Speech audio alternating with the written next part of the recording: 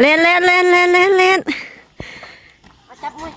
สถานการณ์ตอนนี้คือเร่งด่วนเนาะทุกคนเนาะเพราะว่ารถสิออกภายในอีก15นาทีแต่ว่าเฮาสิขับรถไปฮอดพูนประมาณ20นาที สบายดีพี่น้องสวัสดี FC เบ่ทุกคนเด้อเนาะสบายดีกันตอนเช้าๆทุกคนก็คือตอนนี้น้องบอมพนาสิไปส่งน้องยูคิวรถเพื่อสิขึ้นไปเวียงจันทน์เนาะเพราะว่าทางนั้นเนาะทุกคนเพิ่นข้อกำลังด่วนเนาะกำลังด่วนว่ากำลังเสริม กำลังด่วนนะเพิ่นข้อกำลังเสริมก็คือจะให้น้องยูไปแล้วน้องบอมมันสิได้เฝ้าเฮือนคนเดียวเนาะตอนแรกก็เอาน้องยูมาให้มาเฝ้าเฮือนน้องบอมเนาะมาอยู่คู่กับน้องบอมแต่บัดนี้ก็คือทางพุ่นก็คือข้อกำลังเสริมแต่น้องยูก็สิได้กลับไปอีกนะทุกคนโอ้ยไปพาทุกคนไปอัปเดตอาการพ่อนะว่าเป็นยังไงเด้ทุกคน แม่นสิไปอัปเดตอาการพ่อเลยทางนั้นอาการก็บึดดีบึดลงบึดขึ้นอยู่พี่น้องเอ้ยนำอาการบ่ทันหมอให้อยู่ห้องหมอนะเบิ่งอาการหันตั้งว่า14-15มื้อเพิ่นว่าจึงสิให้สามารถออกได้ว่าซั่นไปทุกคนตอนนี้นะเฮาบ่ทันรถแล้วไปน้องบอกว่าญาติบ่ทันรถแล้วตอนนี้รันคักรันเต็มนี่จัดว่าอีกไงว่าทันรถนะเห็นวิวยามเช้าเห็นวิวยามเช้าผู้ที่ตื่นเพิ่นเลยนะทุกคนหน้าเอาเองฝากผมจำไว้พูดไปหมดได้อ่านจริงเลยเขาก็ยังทันที่ตอนที่หน้าไม่ได้นะว่าต้องบอกจะได้เรียกไปได้บอกว่าต้องคัดเร่งไหมอุ้ยวิวงามเฮโดป้าวิวบอกสวยๆ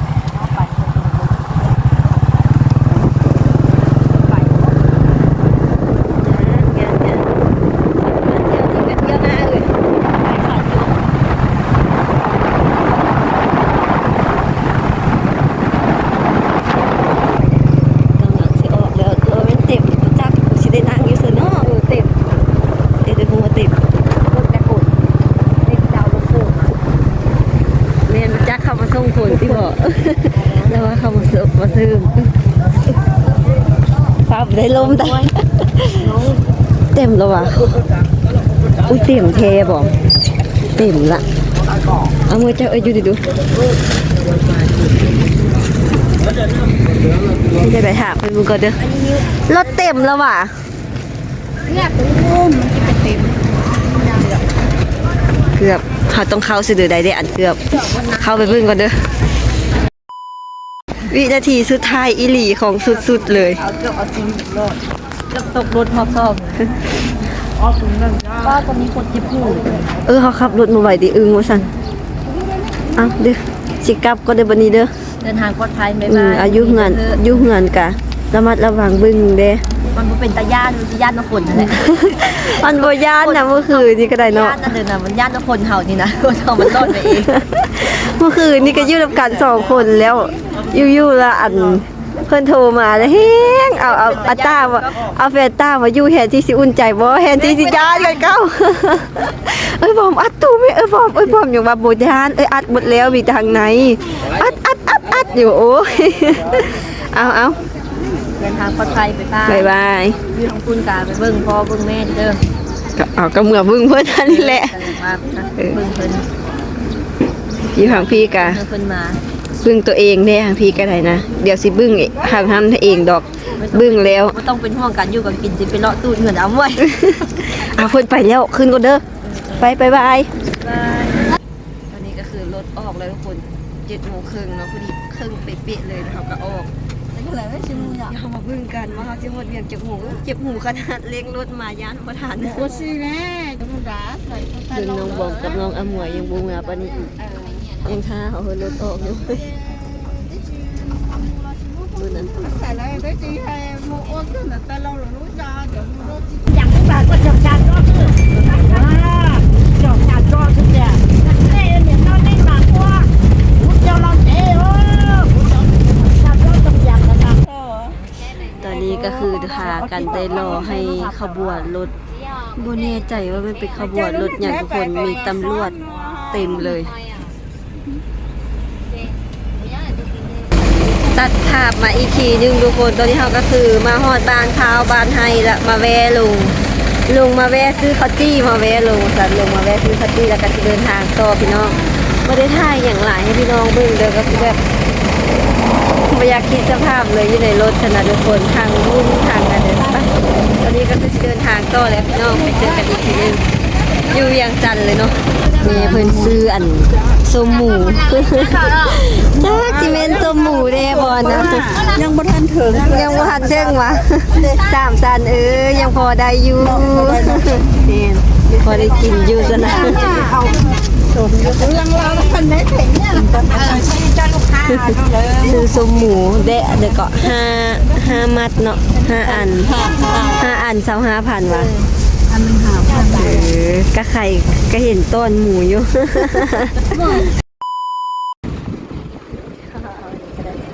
แมนขอบใจเด้อ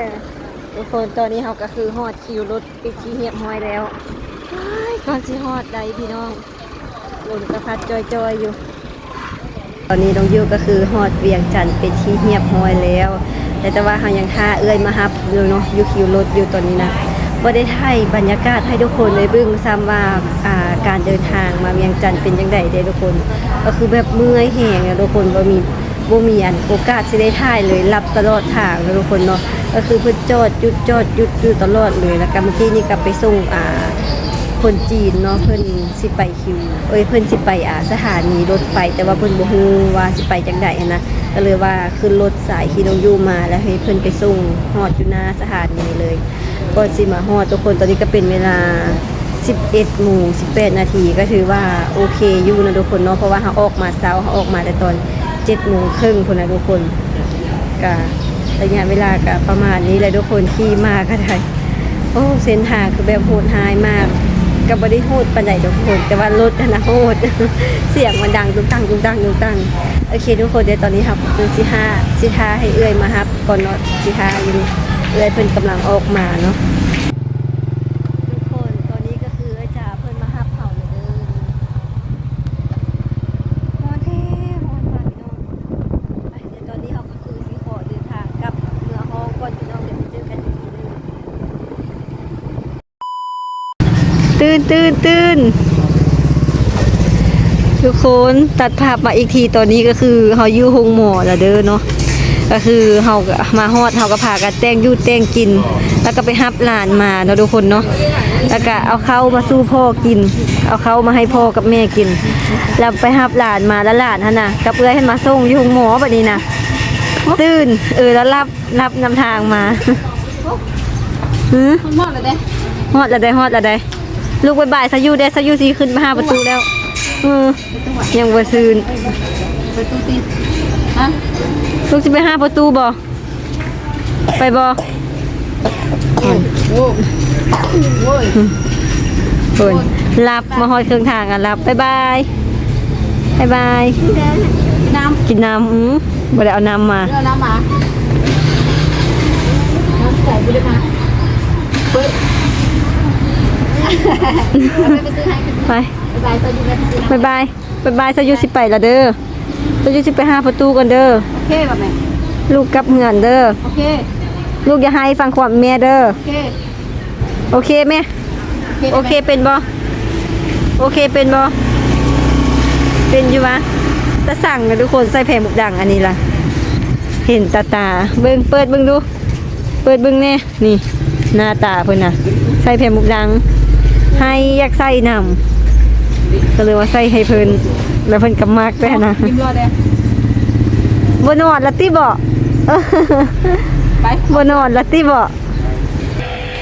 เงียบมากทุกคนตอนนี้เราก็คือ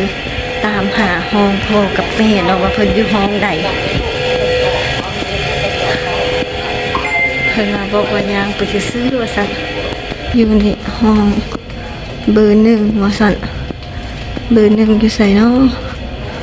อันนี้แม่นหยังเนาะห้องเบอร์1อยู่ไสวะเดี๋ยวสิได้โทรถามแม่มึงก่อน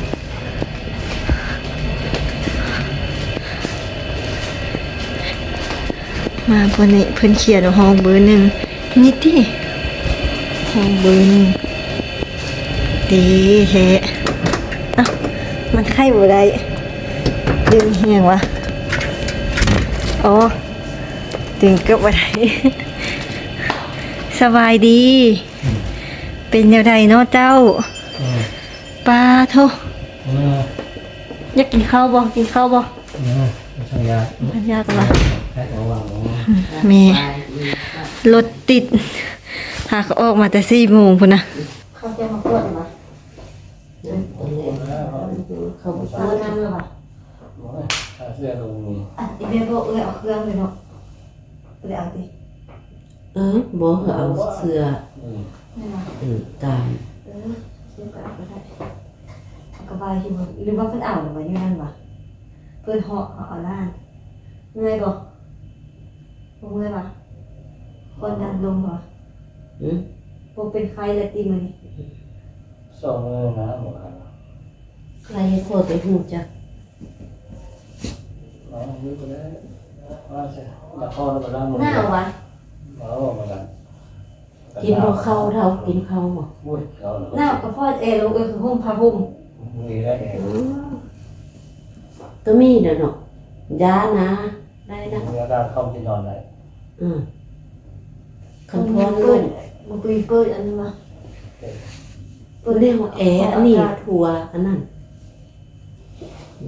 นี่ประตูไว้นี่ก็อับบ่ได้เด้อถึงว่า ซ้อนห้องกันมาซ้อนข้างกันมา สอดหาแพทย์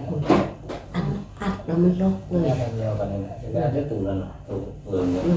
เป็นหยัง ถ้ามองมาบ่ได้ ท่านหมอมาบ่ได้ไปเกี่ยวกับ ใส่ สอด กัดลงขี้หรอวะ สอดหาแพทย์ได้บ่เล็ก ไปได้แล้วเนาะ นี่ก็ได้เลยนะเป็นห้องต่าง จังซาดเนาะปูมา อัน เฝ้า นี้กิน2 เม็ดว่ะ เบิ่งมาสิอ่านเบิ่งอ่านก่อน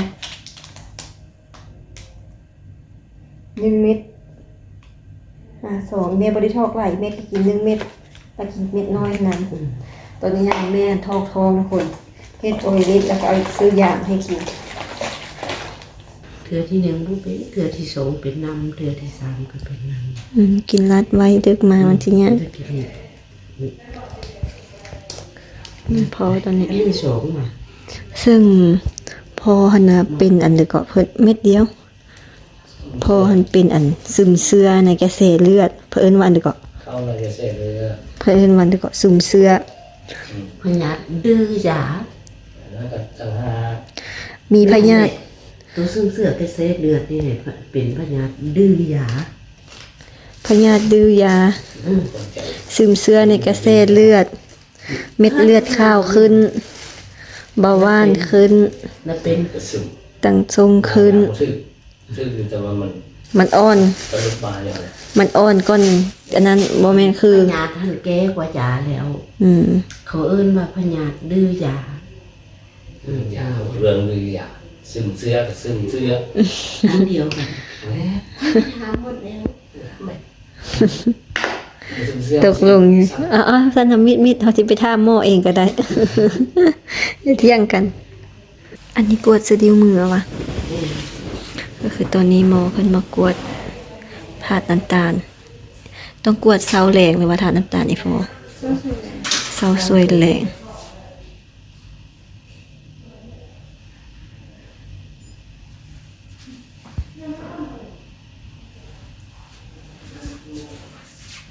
เท่าไหร่ 149ลงวะ ลงแล้ว ปกตินี่เขาได้ เลยสา 120โอ้ดีเด้ลงแล้วมื้อนี้นะดีใจละมื้อสวยนี่ก็ลงมาละตอนแรงก็ลงอีกมื้ออื่นเช้านี่ดีแล้วนะ ไม่ได้ที่สักแล้วเหรอแม่เราถึงเขาค่ะเขา ต้องได้ซักใส่ทองเนาะ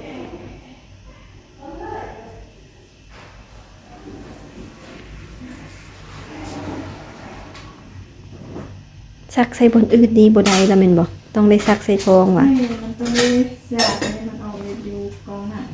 อ๋อก องหนังครับเส้นใหญ่อะไร อ๋อขอบใจหมอหนาวเฮงว่ะ ธรรมดา าแล้วเนาะ มื้อนี้เบาหวานกวดลงหลายละมาตอนนั้นทั้ง300กว่าป้าทุก แนวคนเจ็บเนาะมันมีเรื่องมันหนาว กินข้าวบ่หรือว่าถ้าสาวเจ็บก่อนนึงเนาะ 10 นาที 10 นาทีก่อนพักผ่อนก่อนซะ นะคะ หลังจากที่หมอมาซักยาให้เนาะทุกคน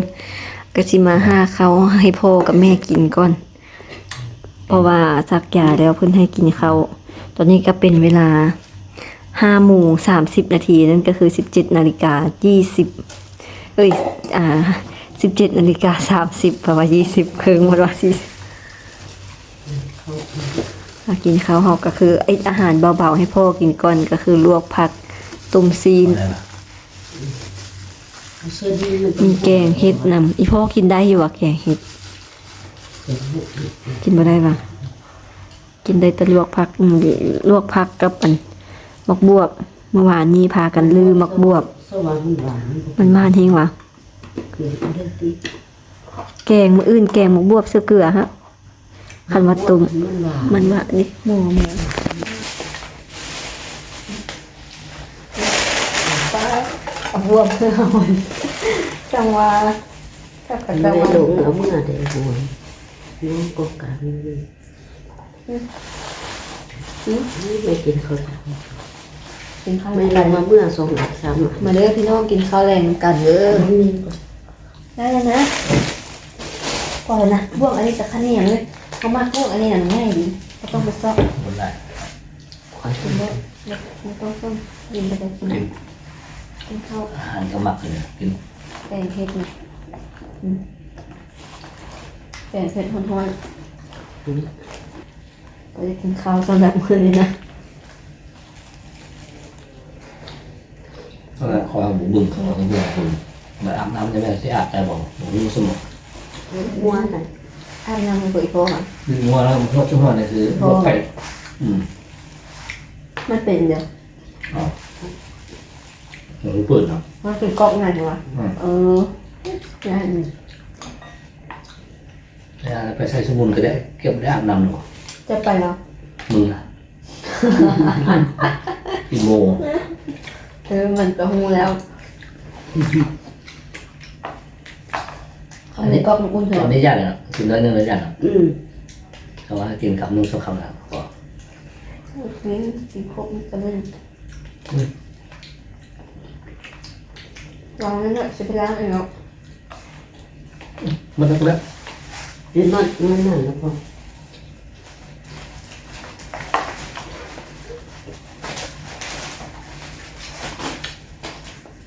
มือก็บาดในมือชิทอดแล้ว ที่18แล้ว เขาลิงจะไปฮอดเป็นชีสิบ หัวมันไปแอดรถเงินของแม่เฮามันดึงเหงาหัวมันบ่ไป บ่แม่นแอบเพิ่นบ่แม่นดึงแท้จริงเขาแล้วก็สิบ่ไปแล้ว แต่ว่ารถน่ะมันเป็นเดือนสักอย่างแหละแบบมันต้องไม่แปลกนะย่านตัวนั้นระเบิดอันมันแตกอันเดือนสักอย่างแค่ปีน่ะหรือว่าต้องไปแม่นไปคู่บ้านบักแม่นบ่ได้ ทุกคนตอนนี้ก็คือกินข้าวกินน้ำแล้วหมดแล้วเนาะแล้วเขาก็สิพากันพักผ่อนก่อนซึ่งน้องยูก็คือสิบ่ได้กลับเนาะน้องยูหันสินอนเฝ้าพ่ออยู่โรงหมอพี่เลยเนาะซึ่งบ่ฮู้ว่าพ่อหันสิเฝ้าน้องยูบ่หรือน้องยูสิเฝ้าพ่อตอนนี้เนาะทุกคน พ่อห่มก็เตรียมมาแล้วนี่เขาได้นอนเตียงอันนี้เตียงเสริมนี่เนาะทุกคนมาปึ้งกันว่าคืนนี้พ่อสิเฝ้าน้องยูหรือน้องยูสิเฝ้าพ่อเดินทางมาก็คือแบบบ่ได้พักเลยทุกคนเมื่อยรถก็คือเป็นกึกๆอยู่โอเคทุกคนเดี๋ยวเขาสิถ้าท่านหมอประมาณ9 โมงเดี๋ยวหมอเพิ่นสิมาซักยาให้พ่ออีกมื้อนี้ก็ดีใจละพ่ออาการลงหลายแล้วทุกคนไข้หลายเติบละไข้ก็บ่เป็นแล้วแต่ละมื้อก็เป็นไข้นำเนาะมื้อนี้ก็เบาหวานก็ลงความดันก็ลงแล้วแต่ละมื้อหันไข้กลางคืนมาแล้วสิสั่นหนาวแบบเป็นไข้แบบซอกขนาดทุกคนแต่ว่าบ่ได้เป็นว่าซั่นเอามากวดปึ้งก็ว่าไข้อยู่ปกติแบบบ่ได้ถึงว่าสิสั่นขนาดนั้นหั่นนะแต่ว่าพอน่ะสั่นสั่นว่าแต่ละคืนนะทุกคน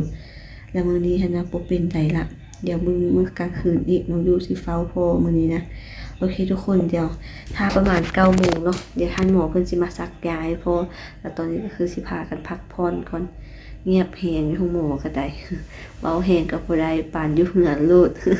อยู่เหือนก็จักสิเป็นจังไดทางน้องบอมก็ตอนนี้ก็ได้เนาะเพราะว่ามื้อนี้ก็ถึกมือคิดอย่างเด้เพิ่นว่าไปคิดอย่างกับอาล่ะน่าจะแม่นอามานอนคู่มื้อนี้แต่ละคืนก็สิมีกับน้องยูไปแล้วน้องยูนอนนํแต่คืนนี้น้องยูบ่อยู่บ่ฮู้ว่าสิเป็นจังไดทางนั้นก็ได้ เพราะว่าได้โทรไปหาเพิ่นเทื่อนึงเพิ่นว่าคิดอย่างอยู่ว่าซั่นน่าจะดึกๆพุ่นแหละลงเมือละอาก็สิไปนอนเฝ้าไปนอนนำอยู่แถวเฮือนมันกับเปรี้ยวที่คือน้องยูว่านะ2-3 หลัง2-3 หลังหั่นน่ะบ่ได้ไต้ไฟได้มีแต่เฮือนเฮาไต้ไฟกลางคืนมาแล้วโคตรเปรี้ยว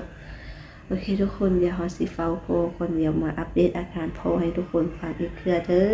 มื้อนี้ก็รู้สึกว่าไข้ก่อนปกติหลายเท่าเลยแหละมื้อนี้นะก็ขอบใจทุกคนเนาะที่เป็นห่วงพ่อก็ถามข่าวมาหลายคนเติมเนาะที่ส่งแล้วก็ส่งกำลังใจมาให้พ่อแม่เนาะทุกคนเนาะต้องขอบใจทุกคนหลายๆเด้อเนาะที่เป็นห่วงพ่อแล้วก็ครอบครัวเฮาเนาะโอเคทุกคนเดี๋ยวเฮาก็สิพักผ่อนก่อนตอนนี้นะสำหรับคลิปนี้เนาะน้องอยู่กับศิลาทุกคนไปก่อนเพราะว่ามื้อนี้ก็เดินทางมาแต่โรงศาลก็บ่ได้พักเลยทุกคนโอเคเดี๋ยวเฮาสิลาทุกคนไปก่อนเด้อเนาะบ๊ายบายทุกคนฝันดีเด้อตอนนี้ก็คือสิพากันนอนแล้วตอนนี้เฮาก็สิพากันมาพักผ่อนก่อนเนาะทุกคนเนื่องจากว่ามันก็เป็นเวลาดึกเติบแล้วเป็นการนอนเฝ้าพ่อคืนแรกที่แบบทุลักทุเลแห่งทุกคนหลังจากนอนได้สักพักหนึ่งเนาะหมอก็มาปลุกว่าต้องได้ใส่น้ำกับซักยาให้พ่ออีกเด้อว่าซั่นต้องได้ลุกขึ้นมาเฝ้าพ่อต่อ คือมื้อนึงพ่อจะได้ซักยากับใส่น้ำอยู่3เทื่อเนาะทุกคนก็คือเช้าบ่ายดึกนั่นเองเนาะซักยานี่อีกเทื่อนึงหรือแม่นเช้าอีกมื้ออื่นวะ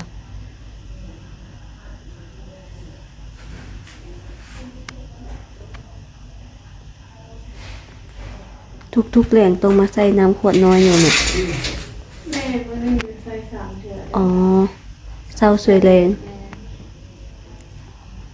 มันให้ใส่คุมไปเลยแล้วก็ แล้วก็พูด 7.54 วันนี้มันมือที่ชิงอ่ะ ยาตัวนี้มันไม่ก็คนก็ใส่มา7นะ7.54 เพื่อหาที่มาเป็นบ้านมีนาตอนนี้พอขึ้นอีกอะหมอมาใส่น้ำกับซักยาให้ซักยาใส่น้ำขวดน้อยนี่นะทุกคนเนาะ ผมว่าคิด แล้วเพิ่นน่ะนะสิมาใส่ให้เศร้าสวยแรงตอนเศร้าแม่น6 โมงอะตอนเศร้าตอนสวยจักโมง สวย11 โมง ตอนสวย11ตอนแต่ง9 โมง 2 โมงว่ะ 2 โมง 9 โมง ทำด็อกเตอร์ ด็อกเตอร์ผู้นี้ด็อกเตอร์นะ น้ำหมออยู่เตียงคุณนอนเลยคนเจ็บ ฮัลโหลเขียนต้องไปแล้ว